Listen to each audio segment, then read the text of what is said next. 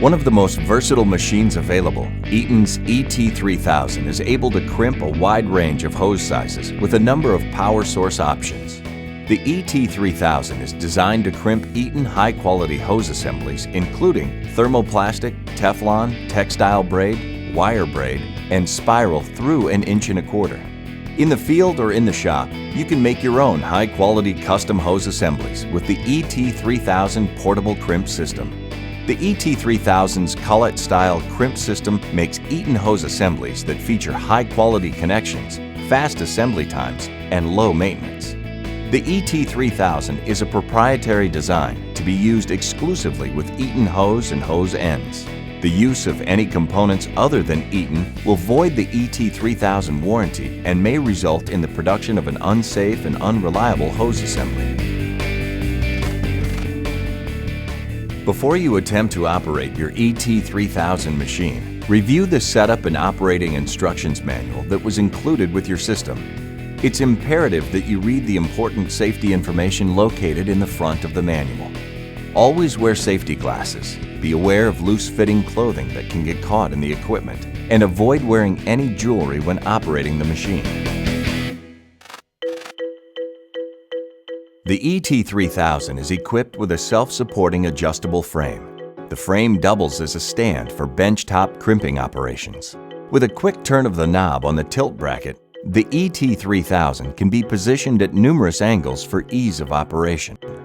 The ET3000 uses a series of collets that permit the crimping of a wide variety of hose types. They must be matched to the hose and hose end type being crimped. The proper collets are placed in the base die ring for the crimping process. Above the base die ring is the pusher. The pusher is attached to the cylinder by means of a slide plate for easy tooling access. The cylinder and piston assembly is built into the frame of the ET3000, providing the force necessary to perform the crimp. A series of collets permit the crimping of a wide variety of hose types. They must be matched to the hose and hose end type being crimped. The ET3000 is also equipped with 2 ergonomic handles for improved transportability from the shop to the field. The ET3000 can also be installed in a service vehicle for quick and easy accessibility. With a base unit weight of approximately 100 pounds, the ET3000 provides true flexibility on any job site. The ET3000 provides a positive stop action that ensures a high-quality crimp time after time. There are no gauges or dials to set, and no additional calibration is required when using proper spacer ring and collet combination. The ET3000 portable crimper provides the user with 4 different power supply options. These options include an air-over hydraulic pump, hand pump, the turbo air-over hydraulic pump, and 110-volt electric pump. No matter what model or power unit is chosen, safe and proper mounting is always a priority. All machines have certain pinch points, particularly the press, the pusher, and of course the collets, where the actual crimp is performed. Keep one hand on the hose being crimped and one hand on the handle or the toggle switch on the power source. This will keep your hands away from these pinch points. Before we make an actual hose assembly, let's review some basic procedures of the ET3000. Start with the proper hose and hose end selection. Always refer to Eaton's AeroQuip Master Hose Assembly Catalog for the proper series of hoses and hose ends. Be sure that the hose and hose ends you select are components designed and approved for the type of application for which the hose assembly is being used. The first step is measuring and then cutting the hose to the proper length. If you are not familiar with making hose assemblies, be sure you allow for what is called the cutoff factor. Remember, the overall length of the hose includes the hose ends, and you must allow for this additional length before cutting the hose. The cutoff factors for hose ends are found in the Eaton AeroQuip Master Hose Assembly Catalog. Be sure the cut is both square and clean. To ensure that the hose end will be fully inserted into the fitting, mark the hose from the end to a length equal to the scribe line on the fitting socket. Now, insert the hose into the hose end up to that mark. Be sure that the end of the hose is fully inserted into the fitting. This is necessary to ensure a proper crimp. The proper Eaton tooling must always be selected.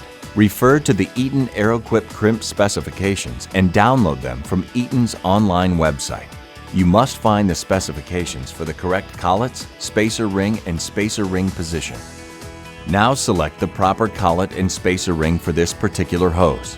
The collet part numbers are stamped on the top of each collet half.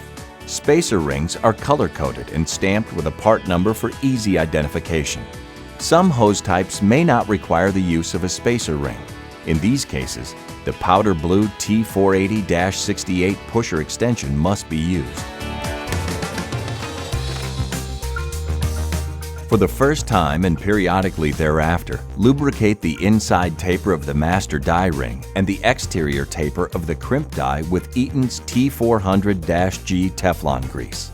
Remove excessive grease from components. Push on the slide rod to move the pusher back. Insert the collet into the die ring. The next step is very important. Align the top of the scribe line or indicated crimp location on the socket with the top of the collet. Now, be sure the collets are properly seated in the die ring and are level with one another to ensure an even crimp. Then place the proper spacer ring or pusher extension on top of the collet while holding the uncrimped hose in place. The spacer ring will need to be inserted flat side up or flat side down, dependent on the crimp specifications for the specific fitting. Then pull the pusher until it locks. It is now in the correct position to proceed with crimping the hose. It is time to activate the pump. For the hand pump power supply, first ensure the vent is open and close the valve on the pump. Actuate the lever on the hand pump up and down to build pressure. Once the crimp cycle is complete, the pump will bypass pressure. Open the valve to allow the cylinder to retract.